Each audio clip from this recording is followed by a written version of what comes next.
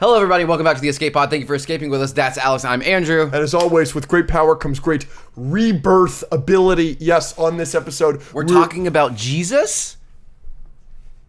You're supposed to be reborn in Jesus. That's like we're a couple months late for an Easter episode, buddy. Oh, I'm sorry.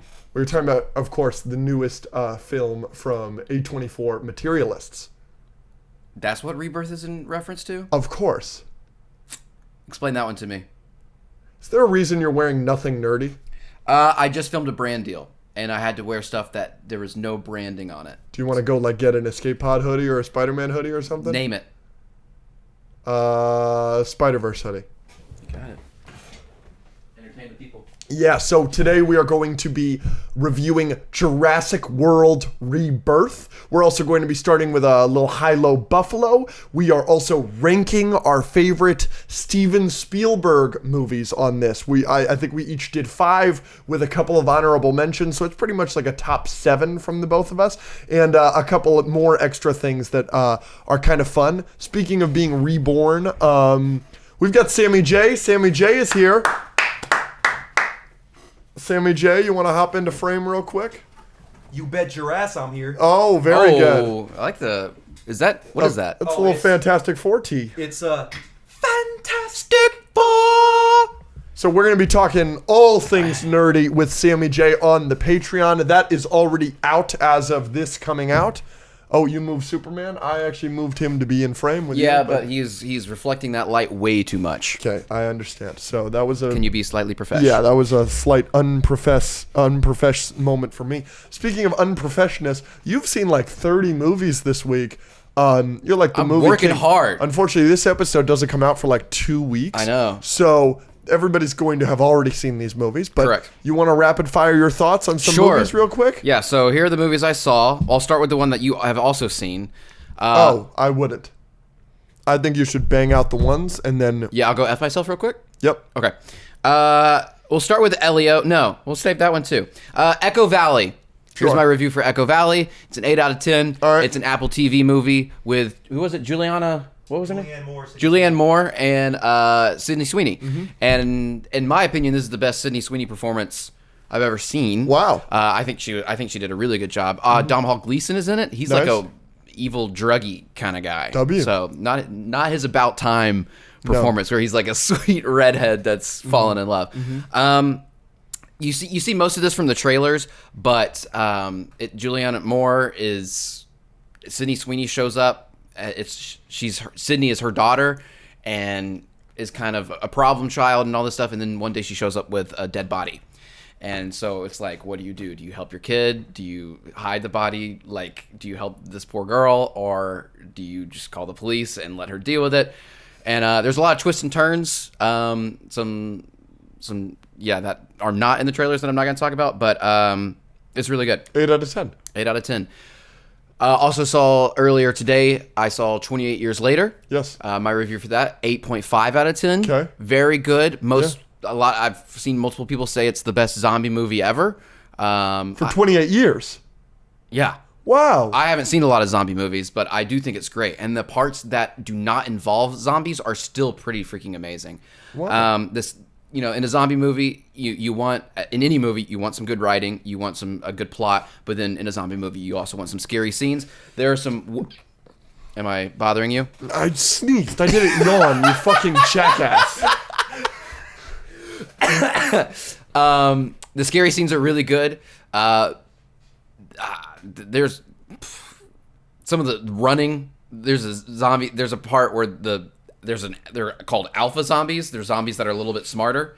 Am I bothering you? Andrew, again, the 3C impression, it's not doing anything for me right that's now. That's not what I was doing. Mm-hmm. Are you done? I think.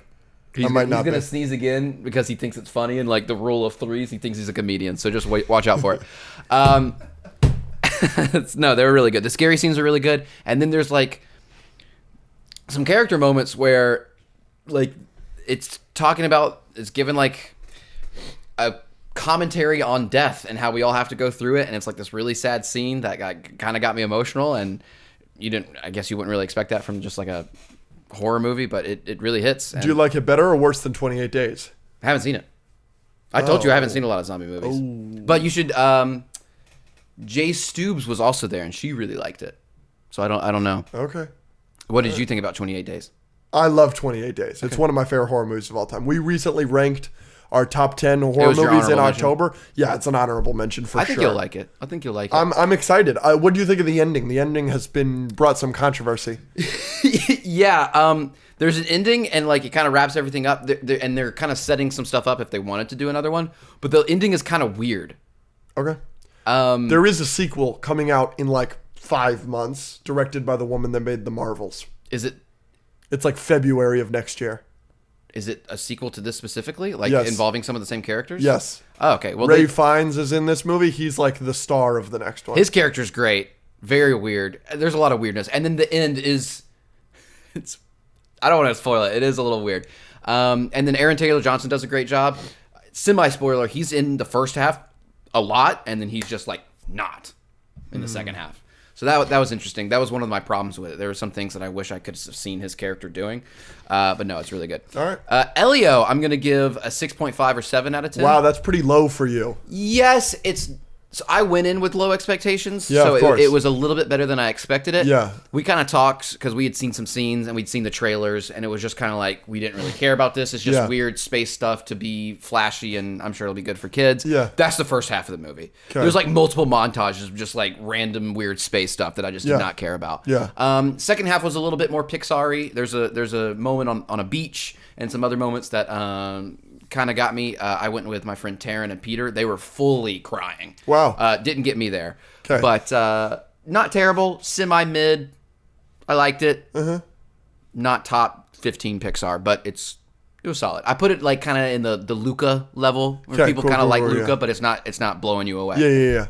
And Materialist. Yes. You want to give Materialist a score out of 10? Yeah, sure. Yeah. 3, 2, 1, 8. 8 out of 10. Yeah. Yeah, I'm with you exactly here. Yeah. I would love to hear your thoughts on Materialists. I have one clear thought about Materialists, which is I went into it with certain expectations, and the movie really met those expectations in certain aspects. And there's just a heavy side plot that's really heavy in Materialists, and for me, it doesn't really work for the movie. It's just the only heavy subject in the film, and it's in there for a couple of reasons. Yeah. To explain, it's used as a device to explain why one of the characters in the love triangle is better for Dakota Johnson than the other, but I think Kinda. it's maybe too heavy of a subject for a movie like this, on top of how little it ties into the ending. And like, I don't want to get into spoilers here, but maybe we will go into spoilers after I hear your thoughts, just to explain my thoughts a little bit in more detail. So what are your thoughts? And then we'll go into spoilers for Materialist. My main thought is that Chris Evans cannot help but be insanely hot So all the hot. time. So it's hot. kind of crazy. But Pedro Pascal too, really hot. Really hot. I was squirming in my seat multiple times. Did you like the scene where she was getting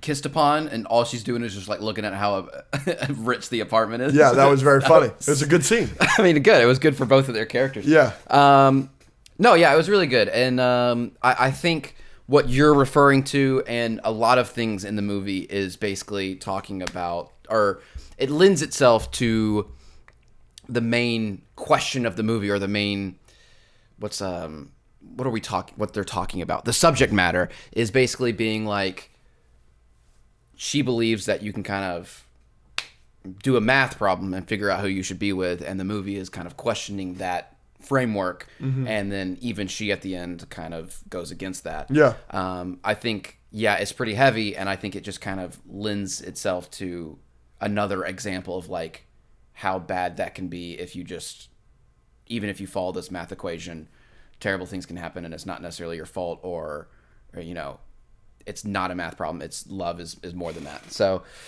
So why do you give it an 8 out of 10? I was entertained throughout. I was interested throughout. But what took it the 2 points? Why isn't it a 10 out of 10? Because that's the only reason for me, is the heavy-handed stuff, I think, takes it down to 2 points. It just wasn't. Yeah. Spider-Man wasn't in it, so. All right, fair. So realest thing ever said on the podcast. Spider-Man wasn't in it. Yeah. So spoilers real quick for Materialist. Spoiler alert, Spider-Man is not in it. For the next minute and a half. So it deals with sexual assault, and in the middle of the film, Dakota Johnson, one of her clients, is sexually assaulted on a date that she put her on, right? And so she feels obviously a lot of responsibility for the sexual assault, rightfully so, because she's the one that put her client in that situation. And for me, and it's used as a device because there's clearly something wrong with her. Pedro Pascal never asks, and Chris Evans immediately knows that something's wrong with work. And then so it shows you he knows her a bit better and cares a little bit more. And then there's a moment where she gets a call from the client who's dealing with a problem. She doesn't know who else to call. And Chris Evans, even though they've just had this big fight, immediately drives her there as soon as possible, waits outside the entire time, just showing you he's that kind of guy. He's the best guy. Yeah. He's the man for her. Which I get that, but for me, it's too heavy of a subject, and I do understand. For me, it's like she's considering quitting because of it, and the girls are all like, "Oh my gosh, our client is getting married," and she in the past has indulged in those parties and now isn't indulging in that party, and you're showing her that she's like moving away from it, but then at the end it's like a time jump, and she's only now considering quitting. She hasn't quit yet, and she's still working with the same client. So I was like, oh, like I don't know what the story device that it is it's too heavy of a story plot point for it to only be the device to show how great of a guy Chris Evans is, and to your point, to show that the math thing doesn't really work. I don't think that it was this kind of movie. You know what I'm saying? If I watched Bridesmaids and there was like an illegitimate pregnancy in the middle of Bridesmaids and they played it seriously, that would feel out of place. I kind of felt that in this movie. Well, I think this movie is a little bit more serious. Of course, it's more serious than Bridesmaids. It's a lot more toned down. Yeah, it's not really like it. I know some people were disappointed because the trailers and everything kind of showed it as this rom-com, fun, happy. Yeah, exactly. Movie. And it's not. It's definitely a romance, but I don't know if it's a rom-com. It's not really that funny. There is comedy in it, like the sex scene that you were just talking about. Yeah, but it's not. But it's all kind of tying back to that subject matter of what love is and how it expresses itself, and her whole character, she's the main character, dealing with when she's even talking to Chris Evans, being like, I'm looking at you and I'm seeing you as a math problem. I'm doing calculations. Yeah.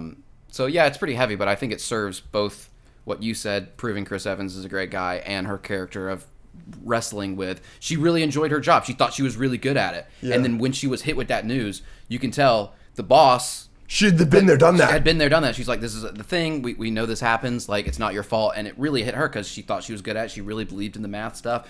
She believed in the relationship that she was in at the time and everything. And that kind of started the whole journey of her kind of flipping that on his head. So I think it works. And I wouldn't say the movie, like, people said that about Star Wars, Andor. Like, that shouldn't be in there for Andor. But you were more fine with that.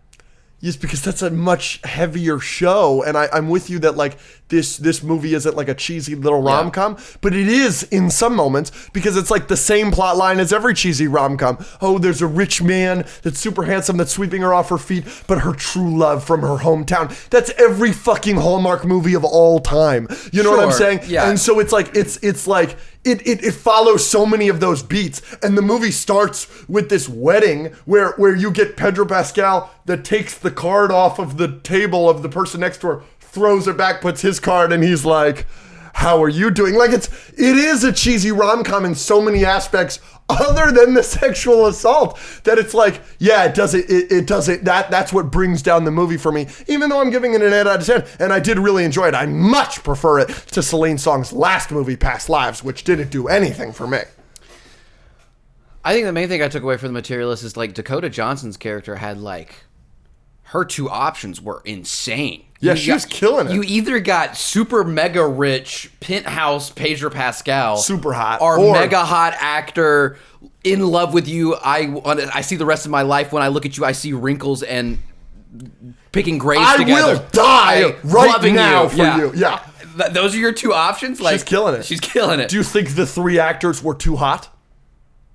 I'm never going to go to a movie and be like, too hot. No. I'm with you, but for the story, I think that's a fair argument. I was with Zach, and this movie was kind of calling both of us out. Yeah. Me with some, like, relationship stuff that, like, just happened, like, earlier in the day, and then Zach with the wanting to be an actor and like working towards that and like his job and everything.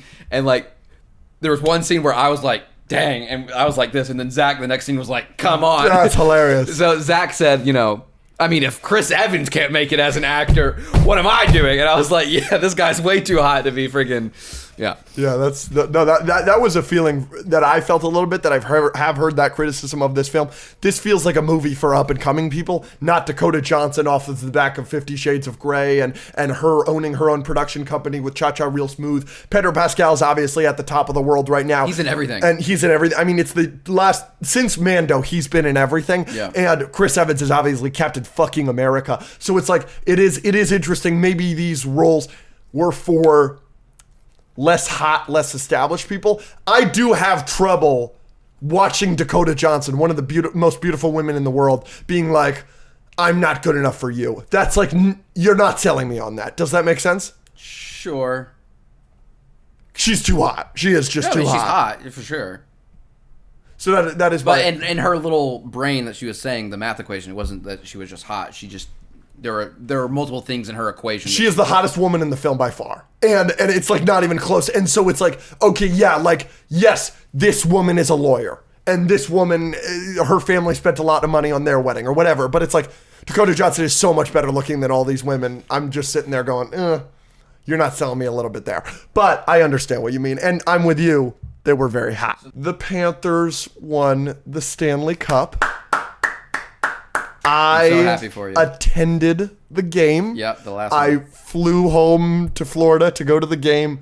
Went to the game. It was a great time. Flew there on a red eye that night. Got there that morning. Slept all day. Went to the game. Left the game. Partied all night. Got on a flight 4 a.m. Flew back here. Was back here by 8 a.m. to go to the Jurassic World event. Saw the screening. Now we're recording this the very next day.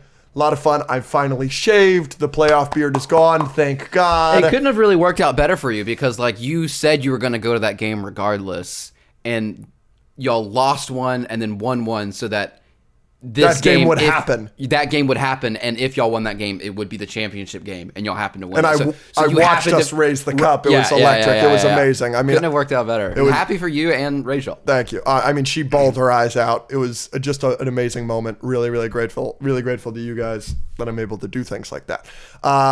But let's move on to the creme de la creme, the cream of the crop. We've got to review Jurassic World Rebirth. Yeah. Sorry. Yes, Easter. The Lord has risen. He has risen indeed. Yeah. Nice. All right, lock in here. Okay. Here are our scores out of 10 for Jurassic World Rebirth, the newest Jurassic Park film in the franchise. What is this, number 7? 7 in the franchise, the 7th one. Here we go. 3, 2, 1. 8. 8 out of 10. Yeah. Nice work, Andrew. Right. So, for me, this is the best Jurassic Park film. Leaning towards an 8.5. It's good. Sure. For me, this is the best Jurassic Park film that isn't the first one, right? So this is your number 2. This is my number 2 in the franchise. Most people I was talking to at our event, other content creators, people who knew movies, were putting it as their 2nd or 3rd. Yes. Yeah. What are your thoughts early? Like, what are your thoughts on the film, whatever? Because I've got a bunch of things that I want to say. In terms of where I rank it, again, I've seen Jurassic Park. I haven't seen 2 or 3, and then I've seen all the worlds. So I put it at 3. I have Jurassic Park. I think Jurassic World, the first one, interesting, is still my number 2, and then this is 3. It's obviously better than Dominion and Fallen Kingdom or whatever the frick. Low bar. Steps ahead. Steps ahead. Go ahead. It's a Gareth Edwards movie. Jurassic World Rebirth is a Gareth Edwards movie. So there are way too many characters, and you don't care about plenty of them. But the ones that you do care about, I was really attached to. I really liked those. And I don't know, like, I just had a great time. It's kind of the Alien Romulus light of this year, where it's really reminiscent of a lot of the older stuff in the franchise. There's a sequence that's really reminiscent of the kitchen scene in the original. Yep. But it's so fun, and it's really stressful. It really gets your heart going. There's a bunch of sequences where you're like, holy shit. Sorry about that, technical difficulties. But yeah, so it's a Gareth Edwards movie. But yeah, like I said, it is Alien Romulus-esque. You're playing the greatest hits, essentially. It's a lot of callbacks to great moments in the franchise. But it's a Gareth Edwards movie, so A lot of it looks really, really great. The scale, some of the big dinosaurs feel huge. The smaller dinosaurs, they're fun. And the CGI is great. And is there any moment where the CGI did not look good? Yeah. Which one? Long neck. Yeah, right? I was like, this is a video game cutscene. Yeah. Yeah. But that's it. Yeah. It's the juxtaposition of, this isn't a major spoiler, but there is a scene where a character is touching something, and at some points it's very clearly they built that, and then you cut to the big CGI thing, and it just doesn't, it's not there. The best looking dinosaur in the film is a dead dinosaur that is very clearly a built set. And that one is clearly the best. So it did feel a little bit, do you know what I'm talking about? Mm-mm. There's a dead one right before probably your favorite sequence in the movie. And it's like there and it's rotting and they talk about how bad it smells. That looks amazing because it's clearly there. It's not CGI. Yeah. So, but then the number one thing I wanted to say about Jurassic World Rebirth is it's the best looking movie of the year shot-wise. The colors, it's like, oh, this is how movies are supposed to look. It's not gray. It's not hideous. I'm seeing trailers for the Happy Gilmore sequel that's going on Netflix, and it's awful looking. It's not even gray. It's just so ugly. And this movie is so not gray. It's so vibrant. The colors pop. The reds are so red. And the flares are so bright. And the sun is actually in the right fucking place. I don't know. I just felt like Jurassic World Rebirth was a real breath of fresh air in terms of like modern day blockbusters. Because like, I don't know. I like how Superman looks, all comic booky in colors and everything, and I expect to love how it looks in the theater. But like, I understand people complaining about that. Fantastic Four, it looks like it'll be the best looking MCU movie ever, but it's still an MCU movie, so it's still going to be a little dull and everything. Every blockbuster should look as good as Jurassic World Rebirth, and so I'm really happy about that. Yeah, so in terms of positives, Jurassic Park Rebirth, the positives would be, I think, when you compare it to Dominion and Fallen Kingdom, right? There were just no moments. There's nothing in this movie that's like breathtakingly new in terms of like character or story-wise in the Jurassic Park franchise, but there were no moments that were making me just like be bored or roll my eyes. And there were moments like that in Dominion and Fallen Kingdom where I was like, this is dumb. I don't care. There's none of that. So while it wasn't like blowing my mind, I think some of the characters and some of their motivations, I was actually interested. The little family, the little team of scientists, like it was good. It was solid. And then the other thing you need from a Jurassic Park movie is the moments of tension. Are you sitting on the edge of your seat? And almost everyone that we talked to was like, yes, I was holding my breath. I was leaning forward. There are moments. Obviously, I'm a big shark movie guy because sharks freak me out. So you see it in the trailers, like the water stuff. There's 3 different water scenes basically, and they're all really, really good. I also like to look back at the trailers and see. We try not to watch too many trailers. We haven't watched the last couple Superman trailers, stuff like that. But a lot is shown in these trailers. Like I just said, the boat sequence, the raft sequence, you see that. There was another, the winged one in the little cave with the eggs, that's shown in there.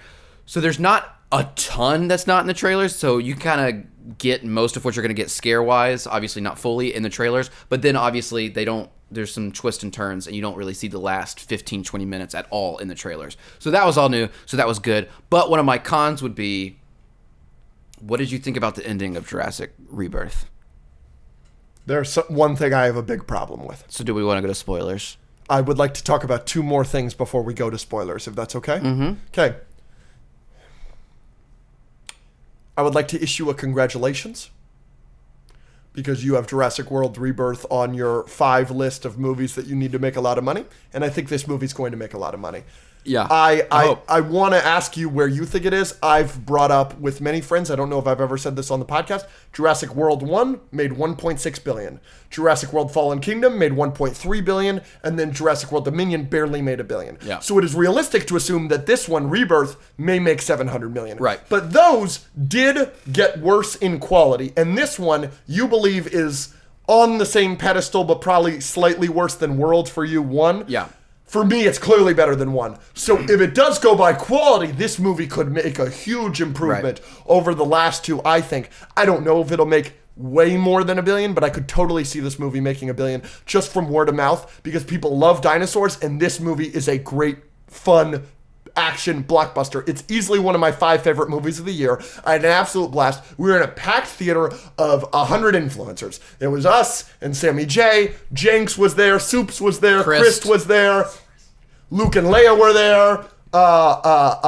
Many main characters. Straw Hat Goofy was there. Many main characters from the podcast. Many people you guys are fans of at home. And every single one of us in the theater was like, oh, yeah, whoa. So I can't imagine this theater on opening weekend. I can't imagine this theater every weekend. If you're in a packed, go see this with 10 of your friends because this was just an absolute blast. If you go with a group, I mean, walking out, we were like, this was just a freaking whale of a time. Yeah, no one had a problem with it. Everyone was having fun. Everybody had a good time. So that's something. Even the people that were like, yeah, I was a little disappointed. I was like, yeah, but this. And they were like, yeah, that was so much fun. Chris is going to glaze it to an extent that might make you want to throw up, I think. I said walking Man's a out, nerd. Man was like in the theater like, oh, that's a freaking Bronchiosaurus. A platypusaurus. Yeah. It weighed 8,000 pounds. And I'm like, all right, can great. you shut the frick up? Yeah, you like freaking nerd. It was hilarious, the amount of dinosaur glub shittos that came on the fucking screen. And he went, oh! Oh. Yeah, like a fin would come out of the water and he'd be like... Yeah, it was actually... He'd hit the hilarious. Joe Rogan meme just hilarious. from like, yeah, it was ridiculous. Hilarious. There's also a glub shitto moment in this, not for dinosaurs. And when it was said out loud, I literally went, oh! And that was funny. But yeah, no, this movie's really, really fun. I really had a great time with it, so I highly recommend it to y'all. Is it negative not that like it's not unique enough?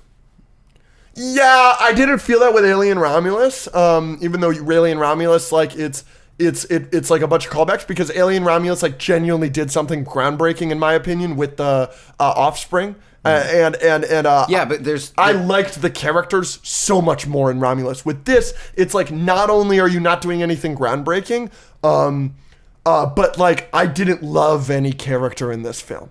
I would say my favorite was probably Mahershala Ali's character, and him I would say would be maybe my 4th or 5th favorite character in Romulus. Like even then, like it's not doing anything crazy or special or anything. That's probably why it's an 8, like not a 9 or a 10, which we gave Romulus. It is, but I do think it's the fault of the film and Gareth Edwards' filmmaking because every single one of his movies has this problem that you do have too many characters. Godzilla 2014. You have Elizabeth Olsen and Aaron Taylor Johnson, but then you also have Bryan Cranston, but then you also have the child, if I'm not making...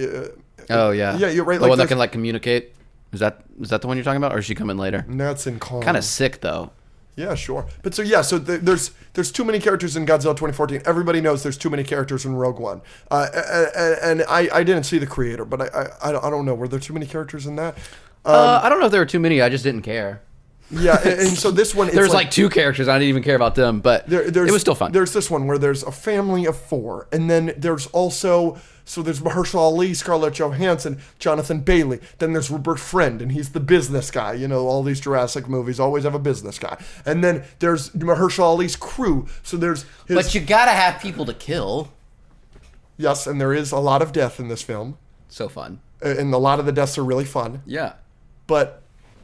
It is... Which dinosaur would you want to be killed by?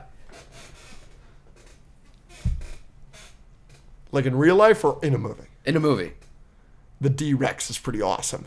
Is that the one you see in all the trailers, the one that they're advertising the crap out of, which is Rancor Xenomorph dinosaur. Right. And that's what I'm saying. Like, that was their, like, new dinosaur for this one, and it was basically just a genetically modified thing, but they kind of... did that in Jurassic World already, and I felt like it was more interesting there because they don't really explore it that much here. They just say that it happened and then it's there. Yeah. So. But this one was way cooler looking than the Indominus It's way creepier. Rex. It's way creepier. But I don't feel like we got enough of it. Sure. That's a fair criticism. On to spoilers? Sure. So here's your spoiler warning for Jurassic World Rebirth. How the fuck is Mahershala Ali alive? Yeah. That's like a big problem I have with the film.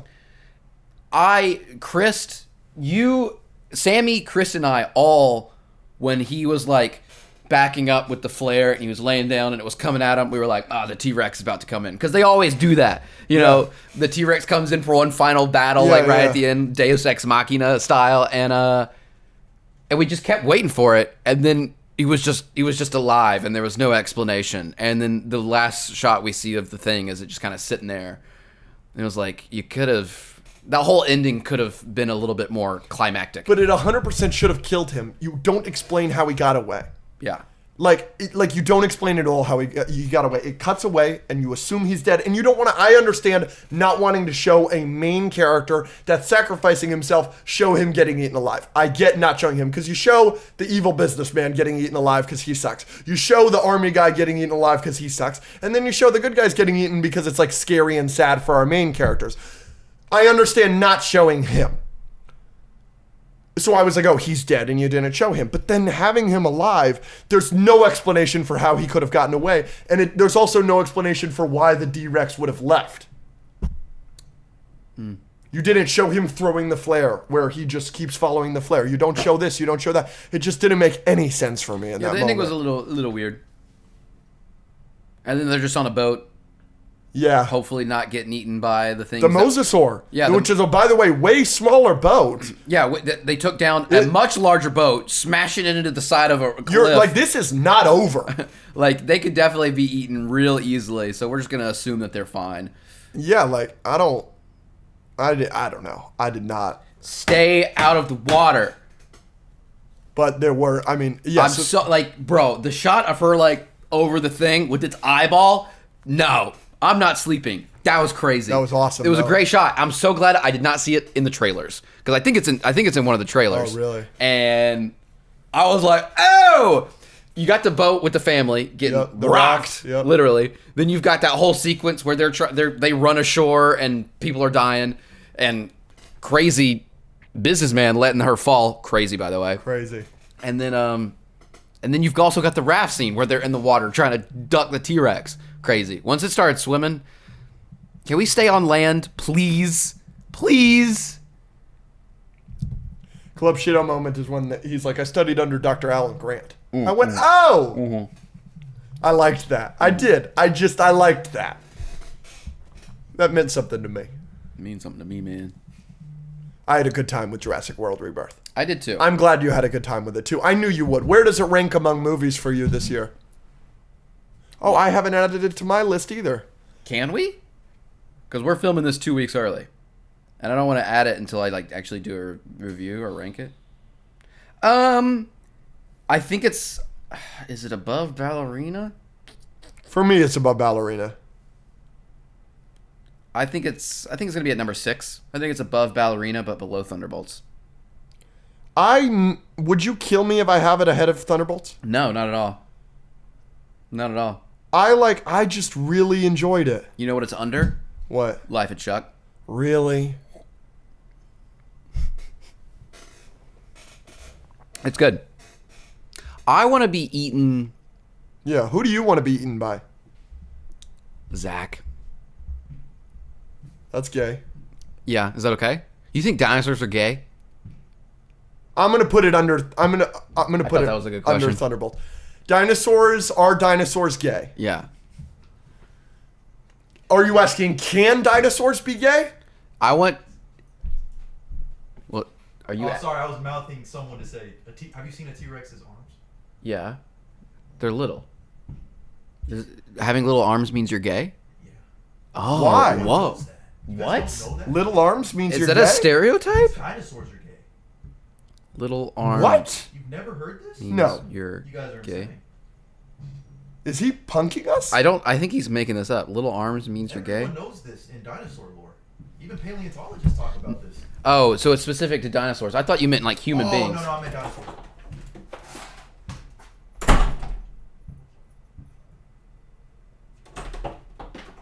The AI overview on Google says no, the size of someone's arms does not determine their sexual orientation. Well, that's AI. AI is wrong all the time. Ask the AI overview what fucking year it is. It'll tell you 2027. All right, so dinosaurs. I think dinosaurs could be gay. What are the animals that are gay? Lions are gay. Monkeys can be gay. Penguins. Penguins are gay. Penguins are gay? I think penguins are gay. I think penguins. We got to get a gay penguin movie for sure. I mean, that's Happy Feet. Just because they're dancing doesn't mean they're gay, Alex. I'm a theater kid too. We're both straight. That's a big question mark, buddy. I did just say that I wanted my male roommate Zach to eat me. What was I saying? No, in Jurassic Park lore, you think male T-Rex is boning male T-Rex. I think it's possible. Dr. Alan Grant wanted There's that. a two-headed... Sorry, continue. Dr. Alan Grant wanted that. That's why he did this. I mean, it's not Dr. Alan Grant. Who's the first guy? Yeah, it's the... With Hammond. the little John DNA. Hammond. John Hammond. Let me see if he's gay. John Hammond's gay. Chris, definitely, with a name like John Hammond.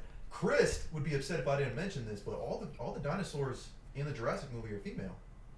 They are actually, they turn, what's the word? Where they can actually birth by themselves. So they don't actually have sex. They just birth eggs.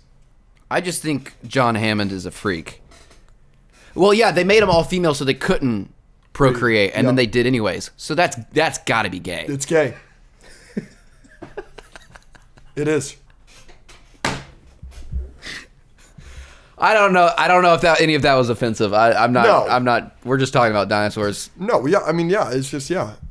What other animals are gay? Monkeys, lions, Penguins, oh my. penguins. Gay animals.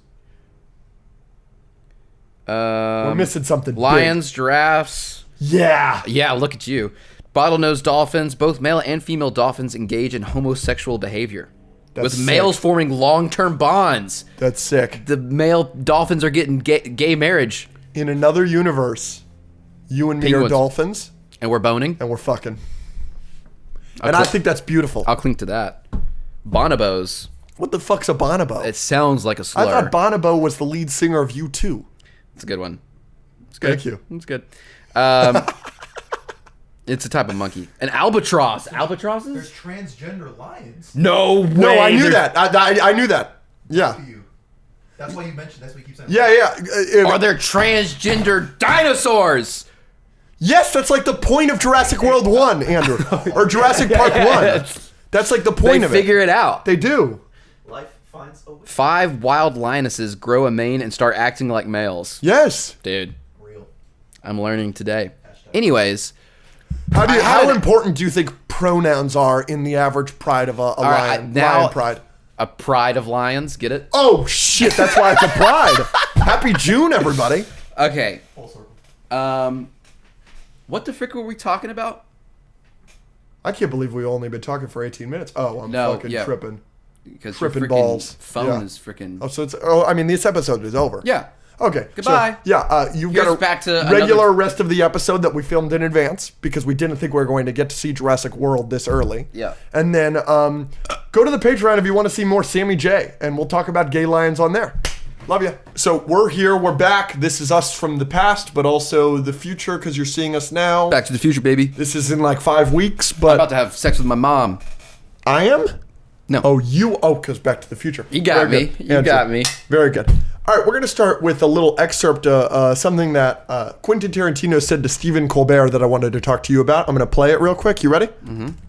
When a movie comes out that you're interested in enough to see, and it makes you leave your house and buy a ticket, and you could do anything in the world you want that night, but you decide to go to see a film, one film in particular, and you go to see it, and maybe you're on your own, maybe it's in the afternoon, or maybe it's with your date or your wife or whoever, and you go and see it, and you buy a ticket, and you sit down, and you have an experience, and you have an experience with a bunch of strangers, and at that moment, once the movie gets going, once the lights are down, you become a collective. And when you have a good experience, it's not always a good experience, but when you have a good experience, those are the things that stay in your mind and that you remember for the rest of your life, and they become indelible snapshots. So, I thought that was great. Yeah, no, great thing to say. And, very we're true. very pro movies and pro movie theaters on this podcast. So, my piggyback off of that is obviously Avengers Endgame, Spider-Man No Way Home. Those are obvious. But can you tell me the most camaraderie that you've felt with a group of strangers in a theater other than the obvious ones? It's not a group, but there is one unbelievable moment in the movie Past Lives. Yes. You've talked about this on the pod, yes, but this is a great one. This is a while ago, but when I saw that, I was watching it with Josh VB. Love going to see movies with him. And the whole movie is about these two people that like maybe were meant to be together, but life kept happening and they kept being separated, and they kind of hung out after like 20 years after, and like one of them was already engaged and like they couldn't really do anything about it, and then you just like have to watch them separate, and it's kind of sad. And they talk about something in the movie called Inyon or something, and it kind of means these moments that you have with people. I can't remember exactly, but it's some existential kind of thing like that. And there's a really sad part of the movie, and I was sitting next to this girl, and complete stranger. She was crying. I was tearing up. I started crying a little bit, and she just handed me a tissue, and it was just like, oh, this is what the movie's about. It was like really, really sweet. Mm-hmm. And like Josh and I talked about it afterwards, and they're like, oh, those people were awesome. Yeah. That's normally my answer to that kind of question. That's a great answer. Yeah. I can name a couple.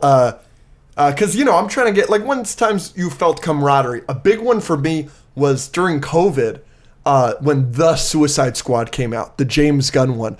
It was a packed theater. It was one of the first movies where COVID was kind of slowing down. We still had to be wearing our masks and stuff, but we could be in the theater. Mm-hmm. And other than, I saw Tenet in theaters during COVID. That was like at the peak of COVID. But there was nobody in our theater other than me, my mom, and my brother. This was a packed theater. Everybody wanted to see this movie, The Suicide Squad, and everybody in the theater. It just felt like, yep, this is, and we all laughed at all the jokes. Obviously, there's some amazing jokes in The Suicide Squad. It was almost No Way Home levels of cheering and clapping and laughing, just because you could feel. Yeah, everybody was excited to be back in the theater. It's a smaller theater. It's a local theater in my hometown. It's not like a big chain like an AMC or Regal or anything. So one of the employees came out and on the microphone before the movie, and it started with, "Thank you for coming back to the theaters. We're so glad to see so many familiar faces," or something like that. And it just, everybody was fucking juiced. Like this was. So it's actually because of The Suicide Squad that I ended up seeing No Way Home at that theater specifically, because I had such a great experience there that I made sure to see No Way Home at that theater, and it was as good, if not better, of an experience. Another one, Spider-Man Homecoming. I know you think it's boring, and I know a lot of people, 3C Films a couple weeks ago said that his theater experience was bad, but I will never forget in that theater when Michael Keaton opens that door, you could hear a pin drop in that theater, and it felt during an MCU movie, for the first time in all of our lives in this packed theater on opening night, everybody was shocked. Everybody was, I mean, it's just the air sucked out of the room instantly. And so that was a really cool moment of camaraderie. And then here's kind of a negative one. Spider-Man 3, the Tobey Maguire movie, there was a power outage at my theater. And when that happened, it was in the middle of one of the symbiote scenes. Everybody went, "Oh, what the fuck?" Everybody was screaming. And I'm 7 years old, but I was pissed. So those are three that I've got. Something like that similar happened in Everything Everywhere All at Once, because I love that movie so much. So I was just taking everyone to see it. And I took my brother and his wife to see it, and we got to the very end, and it was like when the black hole thing is happening, and like it's basically like about to wrap the movie up, and then the movie went out, never came back on. So they never saw like the last 10, 15 minutes of the movie. But another one, since you brought up Spider-Man, like obviously the TASM 2 thing that I did was a lot of fun. Absolutely. Not just obviously the people that we got to go. Like I bought 100 tickets to go see TASM 2 with a bunch of people because I love that movie so much, and there's just so many awesome moments in it. So doing that with friends, everyone dressing. I was dressed up in a Spider-Man suit, and some of our fans came out, and then a bunch of our friends came out, and there were a couple people that I didn't think would come, and then they came. And then just not only them, but then everyone else in the theater was completely packed watching Andrew do his thing and have some of those awesome moments. That was a lot of fun. That was a very fun experience. Yeah. You want to hop into, we just reviewed Jurassic World Rebirth. Yep. The original Jurassic Park is a Steven Spielberg film, so we thought we would rank our top 5 favorite Steven Spielberg movies. And I think we've each got a top 5 and like a couple honorable mentions. Sure. Mm-hmm. Do you want to start or shall I? I can go. All right, go for it. There's a lot I have not seen. There's a lot of Steven Spielberg movies. A lot of stuff. West Side Story, I have not seen. Minority Report, I have not seen. I haven't seen all the Jurassic Parks. I think he only did Lost World and the first one or whatever. So I haven't seen Lost World. War Horse, Fablemans, Adventures of Tintin, Big Friendly Giant. You haven't seen Tintin? Mm-mm. Tintin's wonderful. Yeah, I've heard it's good. Andy Serkis. Oh, very nice. It's one of those. It's a mocap movie where they were doing it, but it's animated like that. Yeah. So these are obviously just based on the ones that I have seen. I've seen obviously the big ones. So honorable mention is Ready Player One. Cool. It didn't make my top 5, but it would have been very close. And then obviously all of the Indiana Jones. I do have an Indiana Jones on my list. But the couple that didn't make it, those are honorable mentions. I love those as well. I haven't seen Crystal Skull. I know he did that one. You haven't seen Crystal Skull? Haven't seen it. My dad would outlaw that movie. Oh, it's kind of fun. Okay. So coming in at number 5 on my Steven Spielberg list is Saving Private Ryan. What? Way too low. Really? Yeah. No, I mean, these other movies are so freaking good. All right. But so is Saving Private Ryan. I've seen this movie once. I was a lot younger. And when I'm younger, I'm like a teenager. And a movie that is about death and is heavy like that, if it sits with me and I can remember it 15 years later as still being that good, you got a good movie on your hands. I feel the same way about like Shawshank Redemption. You know what I mean? Like I was so young when I watched the movie and I was still like, this is... peak. This isn't an Iron Man movie, but this is still freaking good. You know what I mean? When I'm younger. So Saving Private Ryan is my number 5. And my number 4 is E.T. Yeah. E.T.'s a lot of fun. A lot of these movies I watched right before I went to Universal, the park, with my family for the first time. We kind of made a list of either things that things that there are rides of or whatever that we need to watch. So we kind of banged a bunch of these out in like a month. So I remember E.T. being a lot of fun. E.T. Phone Home. Great. Top 3. At number 3, I have Jaws. This could easily be switched for number 2. Number 2 and 3 are like scarier, thriller type movies. And Jaws bothered me more because sharks bother me more. Sharks are scary. I remember watching it for the first time in my den with my family. It's where we always sat in our same spots. My dad's in his chair. My brother's in this chair over here. I'm on the sofa. Mom's on the sofa. TV's here, right? And we had just watched Jurassic Park the week before because we were prepping for our Universal trip. And Jurassic Park's scary, the kitchen scene and the T-Rex scene and the water and the foot stomping. It's a thriller, right? But there's a moment in Jaws where the boat is going down and the shark is doing all of its bull crap, and there's a moment where the shark just busts through the side of the ship. Yep. I literally went out loud, "This is way worse than Jurassic Park," and my mom lost it. Wow. Sharks bother me, so I love Jaws so much. At number 2 is obviously Jurassic Park. That's what I'm talking about. It's unbelievable. It's amazing. Number 1 has to go to what I think is probably the greatest action movie of all time, Raiders of the Lost Ark. And that's your top 5 favorite Steven Spielberg movies with a couple honorable mentions. Raiders, Jurassic Park, Jaws, E.T., Saving Private Ryan. There you go. Yeah. I think it's solid. I think I would give you fair. It's a fair list. I think it's good. All right, let's go into mine. Here's my top 5 favorite Steven Spielberg movies with a couple honorable mentions. Honorable mention number 1, Catch Me If You Can. I really like Catch Me If You Can. It's a great Leo performance. It's an even better Tom Hanks performance. There's some fun hijinks where Tom Hanks is about to catch him and he weasels his way out of the situation. A lot of fun. My number 6 spot that just missed the top 5 is one that was on your list. I've got E.T. I like E.T. a lot. I love the music, the wonder. It's beautiful. That's another thing about all these movies, the music. Well, 90% of these Spielberg movies are John Williams, so it's just the best shit ever. But so E.T. just missed my list. At number 5, I have your number 3 spot. It's Jaws. Okay. I like Jaws a lot. I think it still works. The jump scare with the guy that's missing the eye is always scary. Obviously it's a great story movie as well. The story, I care about the characters. I care about them so much. And then obviously all the shark scenes are extremely, extremely fun. The premise is great. But I do think it's a tad slow. I wish it moved a little bit better. Number 4, I've got my Indiana Jones movie. I've got Indiana Jones and the Last Crusade. Yep. I just think it's an improvement in every single way over Raiders. I think Sean Connery's inclusion as his father, he's just hysterical. Our situation has not improved.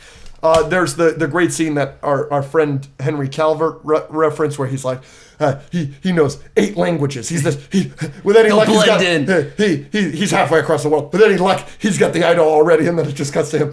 Anyone speak English? Like our Latin, or Old English. Hysterical. Yeah. Right, so it's great. There's some great comedy bits, and I love the religious aspect. Every single Indiana Jones movie has some kind of supernatural stuff going on. I think I like the religious stuff. I like it's the Holy Grail. I think it's fun. And, I love when it's Nazis. All the best. Chose poorly. Yeah, all the best Indiana Jones movies, Have Nazis. yeah. Right. At number 3, I've got Saving Private Ryan. Saving Private Ryan, it's actually unbelievable that this isn't higher on this list. Saving Private Ryan is probably the World War II movie. Yeah.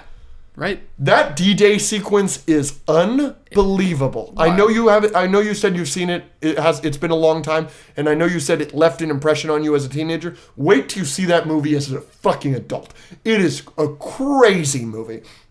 Number 2, a movie you haven't seen, so I forgive you totally. Schindler's List. Yeah. It's ridiculous. It's long, and it's devastating. But Ray Fiennes as the villain, it's awful. He is so horrifying. It's the best performance of Liam Neeson's career. There are many people that believe it's John Williams' best score. It is one of the scores he won an Oscar for. It's deserved. It is one of his best scores. It's so, and the way Spielberg shoots it, it's just so clearly so personal to him. Schindler's List is an unbelievable movie. Clearly one of the best movies I've ever seen in my life, despite the fact that I have no interest in rewatching it just because it's so awful. And number 1 is one of my favorite movies of all time. It's high on your list. It should be. It's Jurassic Park. I think Jurassic Park is one of my 15 favorite movies of all time. It's the best. Every time I rewatch it, I'm floored. The T-Rex scene with the Jeeps in the rain, the raptor scene in the freaking the kitchen, every single scene. There's so much wonder in the opening. And then it's a fucking full-blown thriller horror movie at the end. It's just the best. I think it's Spielberg's best work, and I think it's one of the better movies of all time. There you go. That's my list. So, Jurassic Park, Schindler's List, Saving Private Ryan, Last Crusade, Jaws, and then E.T. and Catch Me If You Can. Do you think the Jaws theme versus the Jurassic Park theme, which do you like better? One of the reasons I put Jurassic Park just over Jaws is because one of the reasons is I like the theme so much. I like the theme a little bit better than Jaws, although I do think the Jaws one is more iconic. Jaws is more iconic. I like Jurassic Park better, and I think Jurassic Park is better. It's more impressive musically. Yeah. Right? Obviously, musically, it's not the craziest thing in the world to do two notes back and forth. But the way he uses it is amazing. It's brilliant and genius. But the da-na-na-na-na... It's so wonderful. It's wonder. And it's that one's also incredible. Yeah, it's amazing. So it's so good. It lends to the wonder of the movie and why I put it a little bit higher. Yeah. It does. But there you go. And now we'll hop into this fan segment. Let's answer some of your questions. Thank you for the patrons. There are a few in here from just the general Discord. So go join our Discord. That's totally free. Yeah. Like 95% of them are for patrons, but a few are from the Discord. Oh, this is a question for you. Okay. Oh, I already know the answer. This is actually horrifying. I don't want to ask it. What the frick? Would you kill Alex if it meant you got to be Spider-Man? There's not even a question in your mind. Yeah. Of course. Of course. I hate you. I wouldn't kill you to be Spider-Man. You'd be a weird freaking Spider-Man. That's freaking why. Let's say you were in Infinity War. And your wife snapped away. You know where this is going. This is great. 5 years down the line, you didn't know she was coming back. You thought she died, and you decided to get remarried. Endgame occurs. Your old wife comes back. What are you doing? Staying with new wife or going back with old wife? Whichever one I like more. True. I say fight it out. Let's do a Joker scene. Snap a cue ball. Fight to the death. Throw it out. We only have one spot. A pool stick. There you go. This is another one for you. When will you get a girlfriend? No plans. Nice. Nice. Nice. We'll see. Would you would you rather never be able to drink your favorite beverage again, or every time you drink anything, there's a drop of urine in it? Oh! Fuck! My favorite beverage is water. So that counts? Yeah. So I have to drink what? Soda? Yeah. I'm getting rid of my favorite beverage. I'm not a drinks guy. I've talked about this before. I don't really care. I drink water most often, but I wouldn't. That's probably But that's not a beverage, is it?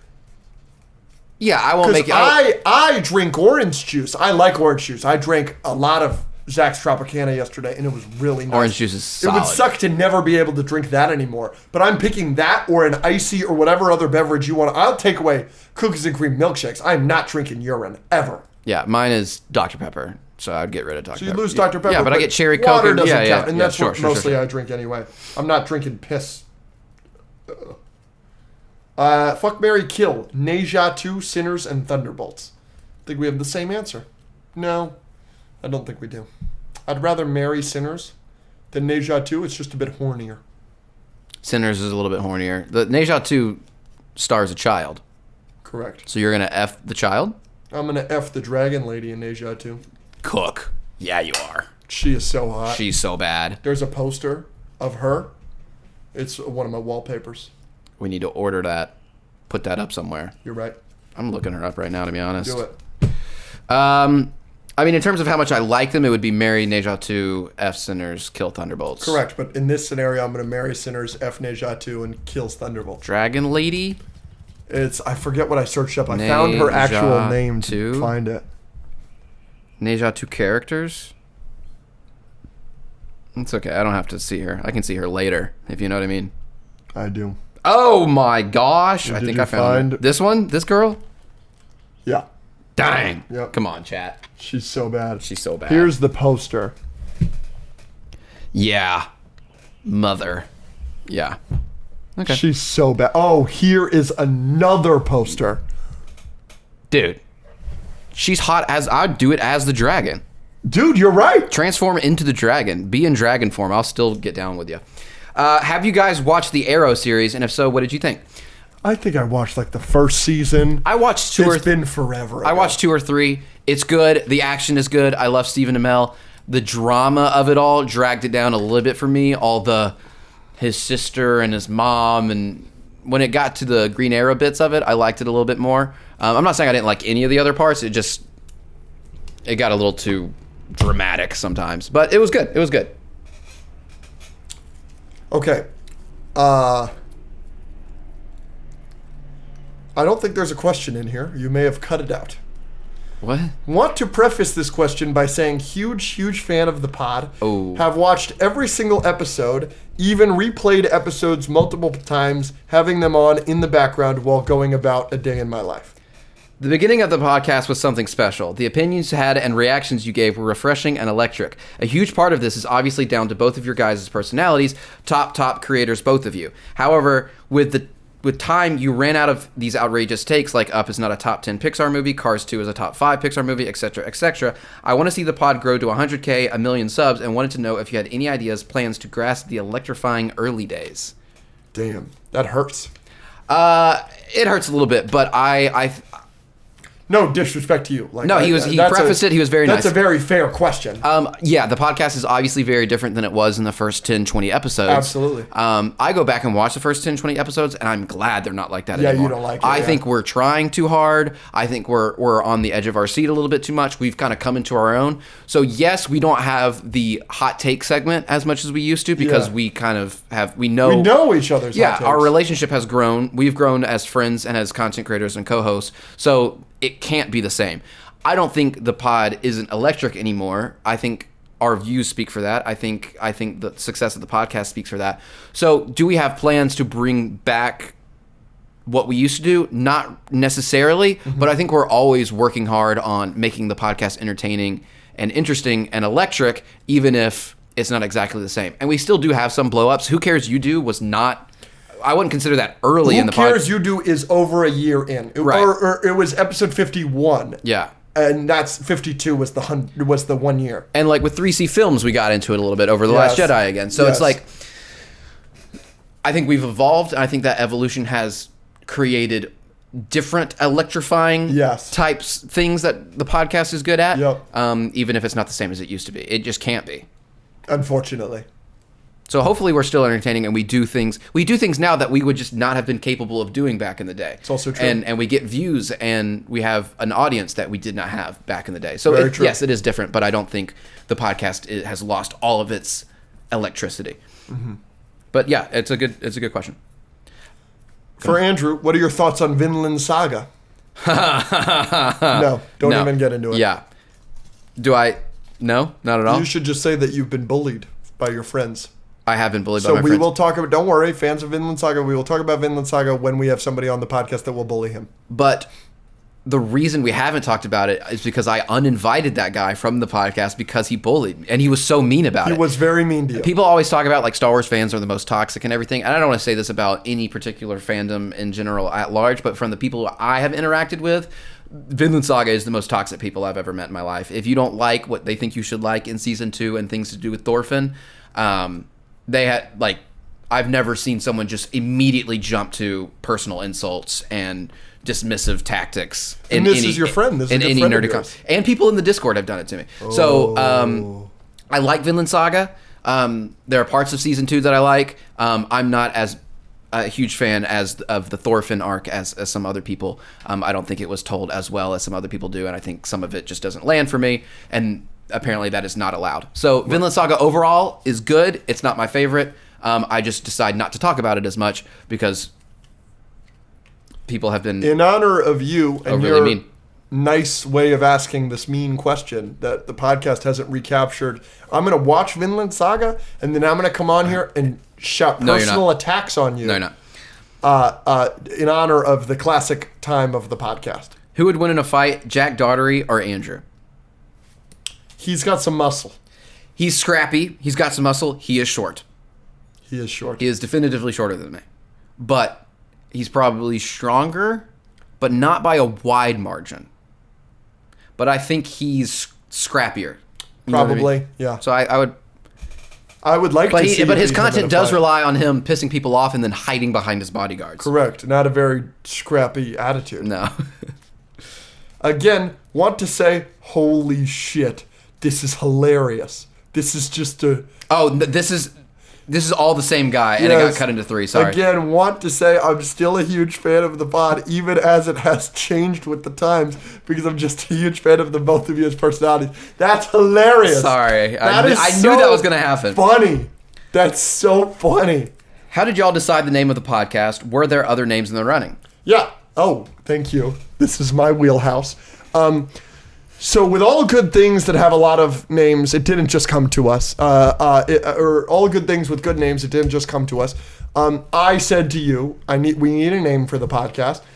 And so what I did is I sat here. There was a couch that used to be here, and I sat on this couch for however long on my computer, and I wrote down. I said to myself I was going to write down 100 names of the podcast, knowing that 90 of them were going to suck, and of the 10 that didn't suck, 8 of them would be bad, but we'd have 1 or 2 in there that was really good.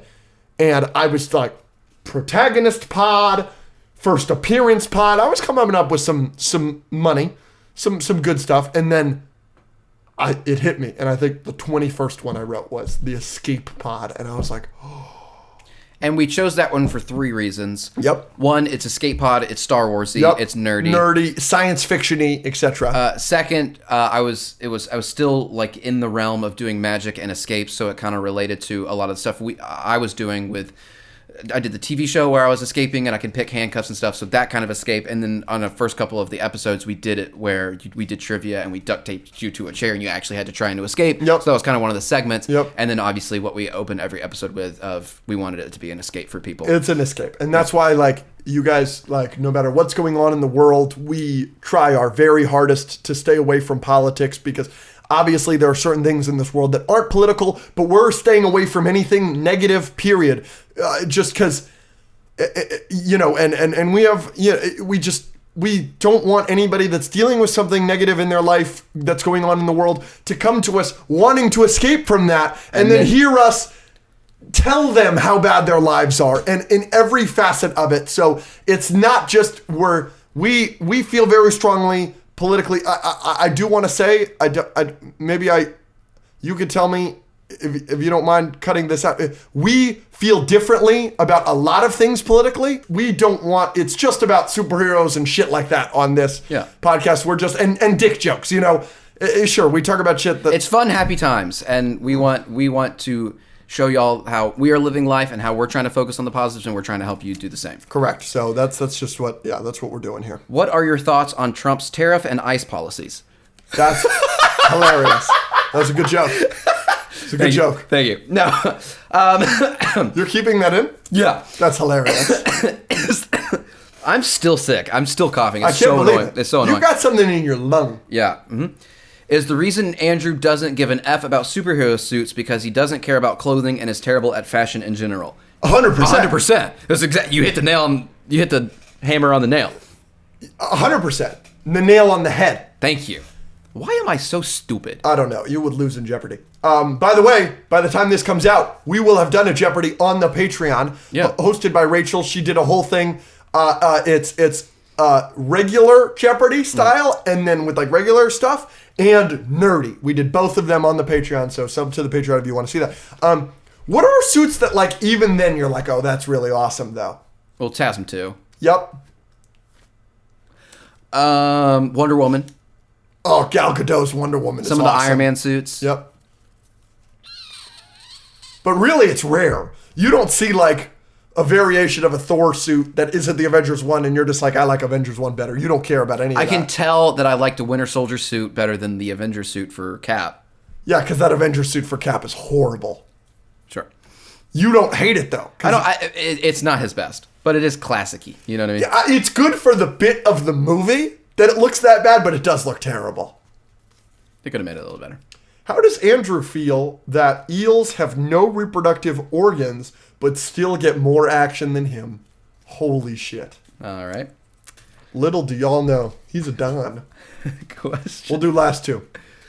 Question for Alex. You have said before you like Dark Knight Rises more than the Batman. Is this still true after coming back to the Batman? Not true. In parentheses, Rises is awful. So Rises Correct. is not awful. Correct. But after re-watching The Batman and re-reviewing it, I do think The Batman is a better film than Rises. Okay. Because I've got Rises at an 8 out of 10. I've got The Batman at a 9. And last question. What is the most heartbreaking Rams loss you have seen? Great question. Make sure to comment L Rams. L Rams. That's a great question. The Super Bowl in 2019. That was hard. That was really hard because it was such a boring game for America. It's the lowest scoring Super Bowl of all time or something. It was 13-3. It sucked. It was just a bad game. So it was on top of being a bad game, it was hard watching the Rams lose. That's up there. There was a Bears one that year in 2018 where Jared Goff threw 4 picks. That was just rough. Another bad Jared Goff game against the Jets. The Jets were 0-14. And the Rams are trying to win the division. This was in 2020, and we lost to the Jets. We're the reason that the Jets didn't get the first overall pick that year. So Jets fans hate that win as well. But that was that was so frustrating. So those are a bunch. They're back in the day in like 2010 or something. We played the Seahawks at the end of the year in Seattle, and the winner of that game would go on to go to the playoffs. And the Seahawks actually won their first playoff game against the Saints in that playoff series. So if we would have won that, maybe we could have had a deep playoff run. Probably not, though, because they won because of the Beast Quake. But yeah, so there's a bunch. My eyes glazed over. Yeah, I know. I'm sorry. You ready for our MCU question of the day? Yeah. Simple one. What director would you like to see tackle an MCU movie? And which character do you want them to do? I would like to do a director that's not worked with the MCU. Don't give me Russo brothers do Spider-Man, even though that's something we would love to see. My first thought was Nolan, but he's not going to do any more superhero movies. Probably not, but Nolan doing a really complicated Space Odyssey type Yeah. Nova movie would be that's unreal. That's literally what I was about to Blue say. Marvel, unreal. Yeah, something like that. Yep, that would be special. Or like, could he tackle Franklin That would be interesting. Richards? Yeah. Yeah, something like that. Yeah. What other space character? I mean, he handling some sort of villain like Doom, Galactus. would be interesting. Any more grounded character he could do?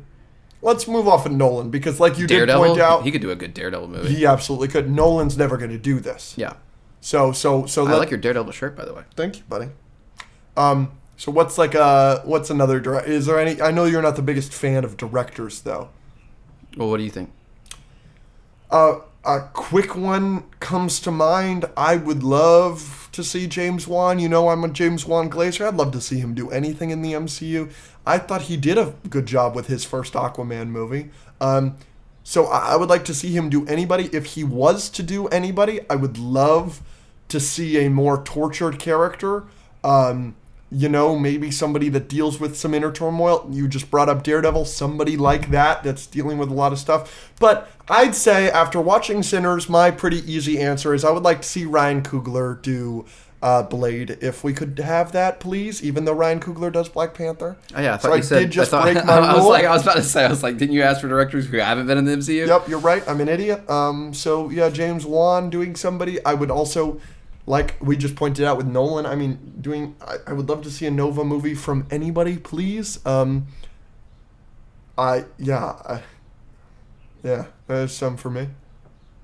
What about they could make some MCU animated projects, maybe a TV show or movie that is released? Give that to like. It just tipped me, by the way. Lord and Miller or Brad Bird or somebody. Lord and Miller do live action stuff though. They did Solo until they were fired. They left because of creative differences with Disney. That's why the ending is so different from the start. So Lord and Miller, I trust them with doing a team up, kind of a James Gunn style MCU movie. So Lord and Miller, I would trust with the MCU. They did 21 Jump Street. Yeah. So they do live actions. That's a great pull though. You ready for this? Brad Bird, Fantastic Four. Give me that. Mm-hmm. Give me that.